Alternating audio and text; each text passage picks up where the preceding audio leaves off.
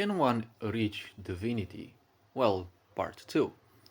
See, ever since very, very old times, this little trick has been played upon people on and on again. See, in order to drain you of attention and to vampirize upon your attention, everyone will say that you will need them in order to reach something. It is obvious that you will need a mentor to reach places far beyond your potential because at least they, well, hopefully, have trailblazed those paths before you. So you don't have to trailblaze them on yourself, right? On your own.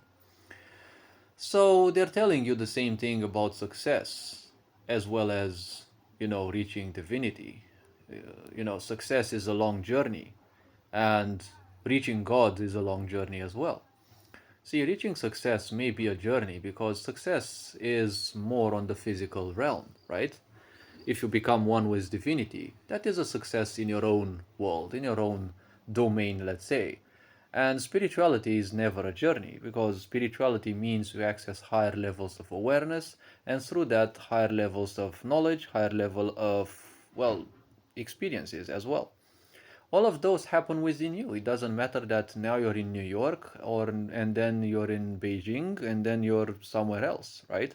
Irrespective of how much you travel, spirituality is not a journey because a journey is something physical. You're starting from place A and probably you're going to end up in place W or things like that because a journey is never from A to B when we speak about success, yes. And success will be achieved when you make your own environment support you as well, because a lot of people are trying to support their environment. But your environment, there are all the people that there are around you, your family, friends, relatives, other people, and most likely those don't even give a damn about you, right? You come from a big family, 10 siblings, and everyone tells you that they love you, but you're crumbling from abandonment issues, right? Just because people tell you things, it doesn't mean they actually mean those, right? And they hate you when you're doing things different than them, but when you, let's say, reach from four figures to five figures, that's a little success on its own, right? It's been theoretically a journey because let's say you started from your working from your own home, now you are still working from your own home, right? But there wasn't much of a journey. It felt as a journey like intellectually, because intellectually you started from a level and you reached a different level, right? You learned some new skills and you met some new people and the such. It's not necessarily a journey, right? Now, from a success level, yes, it's going to be a journey because if you want to move to six and especially seven figures, you're going to have to travel a lot and meet people and this and that. When it comes to reaching divinity, a lot of people tell you touch divinity and all sorts of these expressions that don't make any sense. Why would you need to touch divinity or be touched by divinity? Because you have everything that creation has within you, right? Some people say, well, you're even part of the creation as well. Like the entire creation, you're a droplet of it, right? And people say, yes, but you cannot create galaxies. I'm sure you cannot create galaxies because look within your system, as I said in the previous video. If you don't have enough awareness, you will look at your body as a single entity. If you look within your body, look at some pictures, right? So many years, you are nothing but a child, right?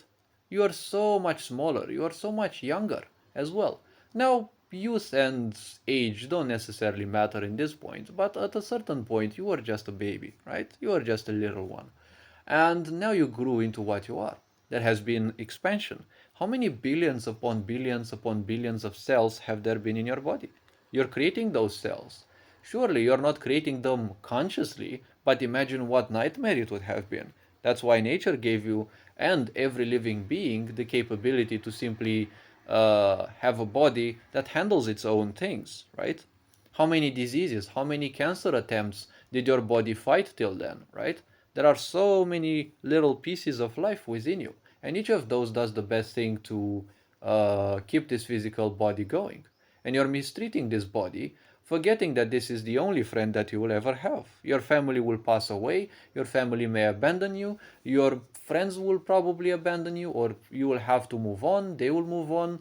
People come and people go into your life, but your body comes once into your life, and well, you will live as long as your body in this physical experience. And when this physical body will no longer be compatible with life, you will leave it behind and everything that you have accumulated as well. So, this body is part of divinity, right? How many cells are there being born?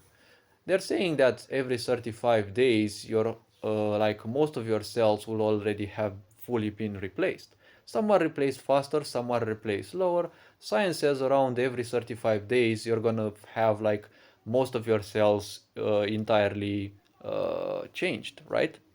Each of those cells, you only need to look on Google about them. You will see some images. Yet again, if you have a certain lack of awareness, you will take those pieces of information just intellectually. But if you look at those, all those cells, they are created based on what you eat, right? What you eat is also part of creation because once they were also life. Whether they were a plant, whether they were an animal, they were once life, right? And now they are becoming a part of you.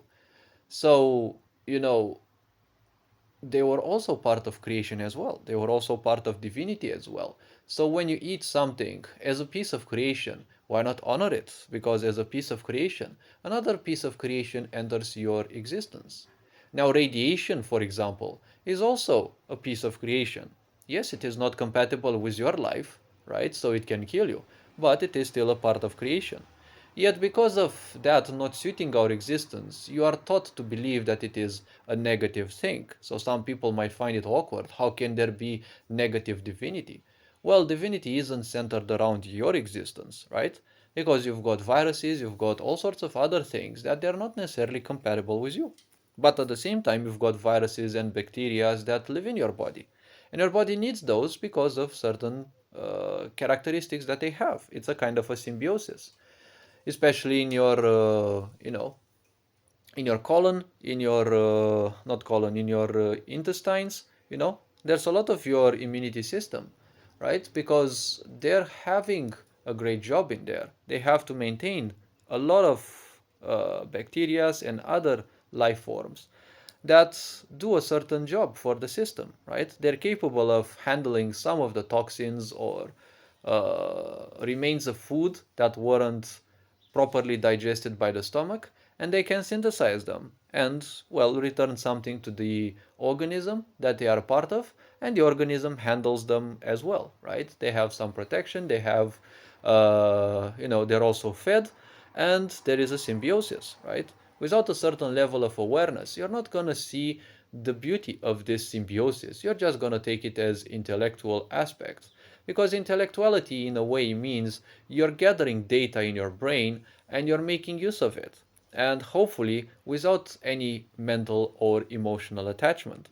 That, in a way, is almost divine because the less you attach yourself to everything that you accumulate, the better it is. Because everything that you accumulate is also information. The more information you put into your body, not necessarily intellectually, but the more information you put into your body through eating, through interacting with too many people, especially sexually, you're going to create a huge level of confusion on your body because now you have so much information from other people that you don't need, right? Even people who live in big cities, right? This was carefully thought how to make these big cities because you're being bombarded by other people's emotions and energies as well. Some of them may no longer be around us, but their energies still linger, right? In anywhere you go, you take a seat on a stool or anywhere in a station or the such. Well, that is still impregnated by people even a few days ago, probably a few weeks ago, right? If you have a certain awareness level, well, now you can feel when you sit on a couch, when you sit somewhere, you can feel that there is actually a certain influence happening against you because of all the people that have interacted with that object as well, right? So you're always in touch with divinity. You don't need to become in touch with it. It's just that you forgot, right?